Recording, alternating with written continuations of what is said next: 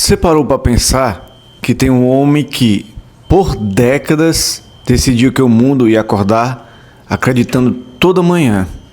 Um australiano que saiu da terra dele quase que expulso.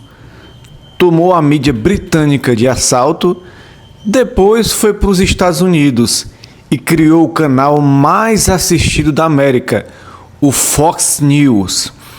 E que em algum momento, numa noite de 2011, o telefone dele tocou com uma notícia: o império estava rachando.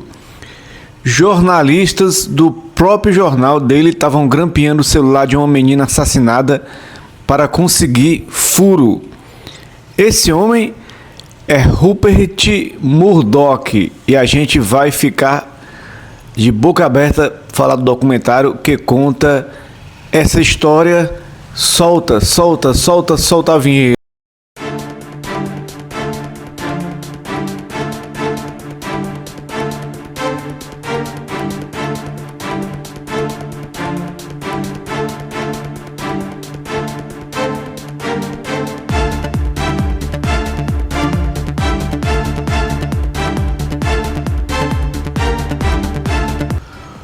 Galera, bem-vindos! Eu sou o Carlos Emanuel e aqui no canal a gente fala de séries, filmes e documentários que mexem com a cabeça da gente. E hoje é dia de documentário e não é qualquer um. Vice Dinastia, a família Murdoch, é uma produção que mergulha fundo na história de uma das famílias mais poderosas do século XX e ainda XXI. O doc cobre a trajetória de Rupert Murdoch desde a Austrália, passa pelo Reino Unido, desemboca nos Estados Unidos e a coisa fica ainda mais interessante. Os filhos dele brigando para quem vai herdar o trono, succession puro, né? Mas olha, antes de entrar no doc, eu preciso ser honesto com você. Eu fiz faculdade de jornalismo entre 2010 e 2015. Eu era um cabra que queria entender como o mundo funcionava antes das notícias. E sabe o que eu aprendi lá dentro? Que nem tudo que a gente vê nos noticiários é o que parece, não. Eu lembro que o escândalo do Murdoch, lá no começo da década passada, era assunto da sala de aula. O homem era exemplo vivo do que pode acontecer quando a comunicação e poder se misturam de um jeito errado. A gente aprende no jornalismo sobre o quarto poder e que a imprensa seria esse freio nos outros poderes, no executivo, no legislativo, no judiciário, um freio independente que fiscaliza. Mas e quando o quarto poder pode começar a servir a interesses próprios? Quando ele está aliado aos políticos que deveria fiscalizar. Quando ele destrói a reputação de gente inocente para vender jornal. Aí, meu amigo, a conversa muda de figura. E é exatamente isso que o documentário sobre a família Murdoch coloca na mesa. Então vamos para o doc. Um pouquinho de spoiler, né? Se você não viu ainda, vá assistir lá. A história começa na Austrália. O pai de Rupert, Kate Murdoch, já era dono do jornal. Então, o menino cresceu sabendo que no papel da imprensa cheira a poder. Mas a Austrália era pequena para ele. Rupert queria o mundo. Aí ele vai para o Reino Unido. E o que faz ele lá? Começa a comprar jornais, tabloide, aquele jornalismo escandaloso, sensacionalista. O tipo que você lê e fica com vergonha de quem está vendo você lendo. O Sun, o New York of the World, jornais que vendiam não necessariamente porque eram bons, mas porque tinham escândalo, fofoca, intriga e funcionava, meu povo. De lá ele cruza o Atlântico, vai para os Estados Unidos, funda o Fox News em 96.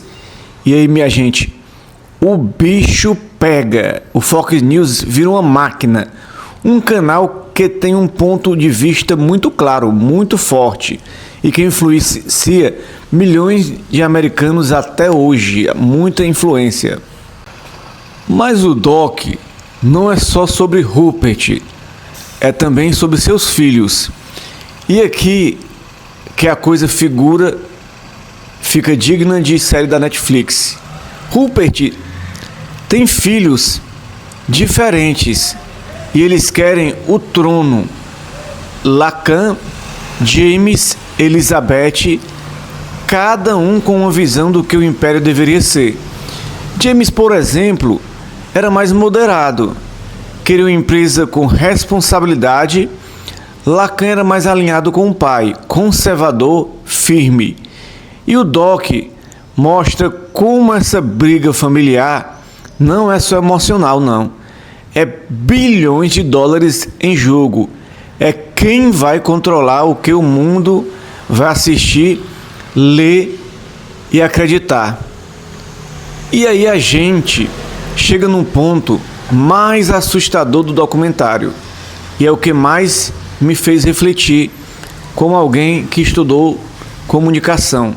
Em 2011, veio à tona que os jornalistas do News of the World, jornal do Murdoch no Reino Unido, tinham hackeado o celular de Millie Dowler, uma menina de 13 anos que foi sequestrada e assassinada.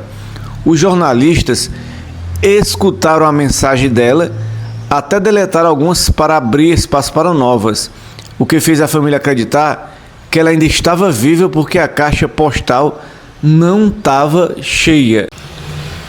Isso não é só crime, é muita crueldade de qualquer jeito.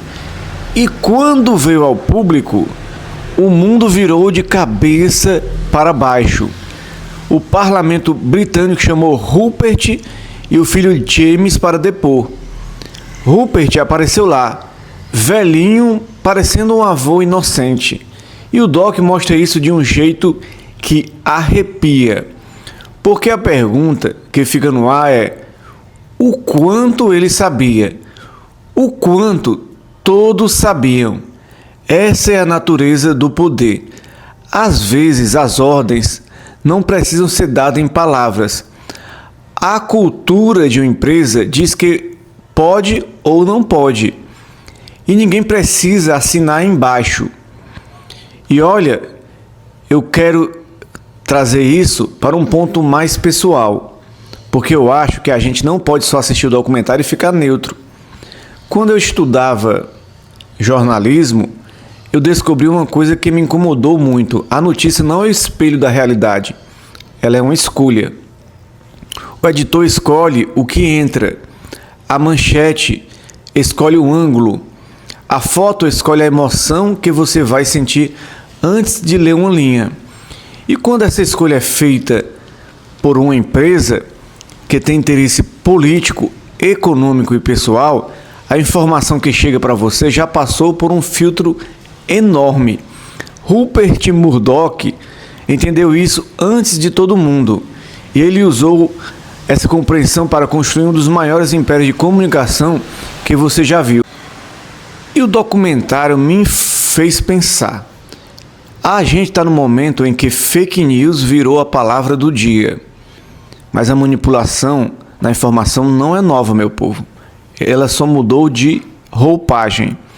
Hoje é o algoritmo de rede social. Antes era o tabloide. A questão sempre é a mesma. Quem controla o que você vê? Então é isso, meu povo. Se você for analisar, antigamente aqui no Brasil, quem controlava a notícia, né? Os veículos Tupi, né, que eram do Assis Chateaubriand, ele que tinha contato com o meio da política, né? E chantageava os políticos para fazer um museu do MASP em São Paulo, né? Para que fossem doadas obras de arte. Chantageava os empresários, né? E foi um dos testemunhos ocular ali da Constituição de Brasília, né? Ficou ali ao lado do Juscelino Kubitschek, né? Depois você vê os impérios da Globo, Roberto Marinho, né? Aqui no Ceará, Sistema Verdes Mares. o Grupo Aécio Queiroz. Então são conglomerados de mídia que controlam a informação e escolhe quem vai cair e quem vai sobreviver ao caos. Hoje esses veículos de comunicação perderam um pouco de espaço, né, pelos algoritmos. São as Big Tech, né, que mandam, né? Elas podem te influenciar sem você perceber. Esse documentário Dinastia, a família Murdoch, é daqueles documentários que não deixa você quieto, que faz você querer ligar a TV e pensar: quem está me contando isso? Por quê? No interesse de quem? E olha, eu não estou dizendo para você desconfiar de tudo. Estou dizendo para você pensar mais, perguntar mais, não engolir notícia como quem engole cuscuz sem mastigar.